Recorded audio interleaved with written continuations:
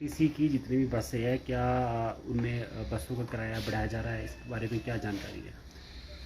नहीं, आपने ये सवाल पूछा उसके लिए धन्यवाद। मैं स्पष्ट तरीके से कहना चाहूँगा ऐसा कुछ नहीं है, कोई किराया नहीं बढ़ाया जा रहा। वैसे भी किराया बढ़ाने की एक प्रक्रिया होती है और ये एक आज मैंने देखा एक न्यूज़पेपर में ये समाचार आया था। हम बिल्कुल इसका खंडन करते हैं और ये बिल्कुल ठीक नहीं है।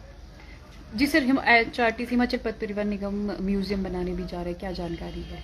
हम बेसिकली हमारे 50 इयर्स हैं इस साल। 1974 में ये ऑर्गेनाइजेशन बनी थी, तो हम काफ़ी छोटी-छोटी चीज़ें कर रहे हैं इस ऑर्गेनाइजेशन के लिए। हम जैसे हम 50वीं सालगिरह में एक जैसे अपना हमने डॉक्यूमेंट्री निकाल रहे हैं, हम उसमें अपनी कॉफ़ी टेबल बुक निकाल रहे हैं। तो उन्हीं चीज़ों में उसी सीरीज़ ऑफ इवेंट्स में हम एक मिनी म्यूज़ियम का भी सोचा है। कोई बड़ा आलीशान नहीं कर रहे हैं, हमारे ऑफिस के अंदर ही काफ़ी जगह है, तो उसमें हम थोड़ा अपने ऑर्गेनाइजेशन की हिस्ट्री, कैसे उसकी डेवलपमेंट हुई, हमने किस तरह के बस के मॉडल्स रखे हुए हैं, कैसे कैसे बस की डिज़ाइन बदला, किस तरह से टेक्नोलॉजी चेंज हुई, हमारे कुछ पुराने एम्प्लॉयज़ के बारे में बस वो है। एक हम अपने ऑर्गेनाइजेशन के लिए ये सोच रहे हैं और करेंगे भी इसको अपने बिल्डिंग के अंदर ही करेंगे, वॉक थ्रू एक्सपीरियंस लोगों के लिए। सर ऐसा देखा जा रहा है जो ई टिकटिंग जो नई मशीनें लाई गई थी उनमें कुछ परेशानियां आ रही है नेटवर्क को लेकर, कई कनेक्टर इस बारे में शिकायत कर रहे हैं, तो उस बात संदर्भ में क्या बताएंगे? नहीं, एक्चुअली मैं ये नहीं बोल रहा कि कोई भी सिस्टम परफेक्ट होता है, बट बहुत कम है कंप्लेंट्स। कुछ इश्यूज़ कुछ बाकी मुद्दों पे ज़रूर आए हैं, कई जगह जैसे मुझे बताया कुछ और टेक्निकल फॉल्ट आई हैं, पर हमने उनको रिज़ॉल्व कर लिया है और हम इसको बहुत ही हर प्रॉब्लम को रिज़ॉल्व करने के बाद फील्ड से फीडबैक ले रहे हैं, फिर उसमें आगे बढ़ रहे हैं। तो जहाँ तक रही बात नेटवर्क की, नेटवर्क के समय ट्रांजैक्शन में प्रॉब्लम आ सकती है, तो कैश का ऑप्शन है।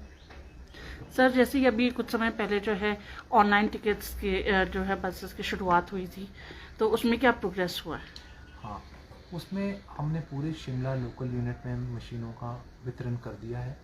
हमने अधिकतम वॉल्वोस में कर दिया है। हमारा टारगेट है कि 30 अप्रैल तक हम 16 यूनिट्स में कर देंगे। इसमें स्टेजेस होते हैं, पहले हमको कुछ एंट्रीज़ अपने सॉफ्टवेयर में करनी पड़ती हैं, उसका फिर सत्यापन या वेरिफिकेशन करना पड़ता है। उसके बाद साथ साथ में कंडक्टर्स की ट्रेनिंग करनी पड़ती है। उसके बाद हम मशीन्स को गो लाइव एनवायरनमेंट में डिस्ट्रीब्यूट करते हैं। सर हमारा टारगेट है कि 30 अप्रैल तक 16 यूनिट हमारे हो जाएंगे और 30 मई तक अधिकतम पूरे प्रदेश में उसको। सर गर्मियाँ आ रही है, अमूमन देखा जाता है जो प्राइवेट बसेस भी है वो अधिक सवारियां जो है कैरी करती है और राजधानी नियमों का उल्लंघन खास कर तौर रही पे। है, तो उसके ऊपर भी कुछ कार्रवाई जो है वो कार्रवाई देखिए, वो निदेशक परिवहन का के कार्य क्षेत्र में आता है और वो रेगुलेटर हैं।